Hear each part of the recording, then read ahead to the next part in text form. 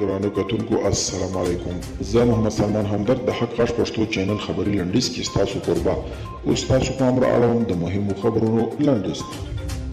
واشنگټن پوسټ ورځپاڼې په کندهار ولایت کې د امریکایي ځواکونو پر اډه د طالبانو وروستۍ توغندۍ برید ته په اشاره ویلي چې شایي په راتلونکي میاشتو کې په افغانستان کې پر امریکایي اهدافو ورته بریدونه ډېر شي.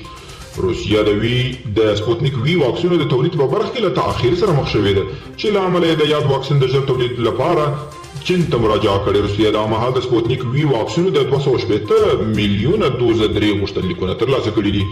د عامه روغتیا وزارت سرپرست وایي د ولسمشر غني د سپارښتنې په اساس کله روغتیايي مراکزو څخه د اکسیجن یو بالون او یا هم نور طبي تجهیزات ورک شي، مسؤل کس به په 20 کاله بند محکوم شي. او د امریکا د بهرنیو چارو وزیر انټونی بلینکن د سی بي اس تلویزیون سره په مرکه کې ویلي چې د امریکا یو شمېر پوځیانو په افغانستان کې د دوی د ډیپلوماټیکو ادارو د ساتنې په موخه په افغانستان کې پاتې شي. بلینکن زیاته کړې چې له افغانستان سره به د دوی مرستې دوام کوي.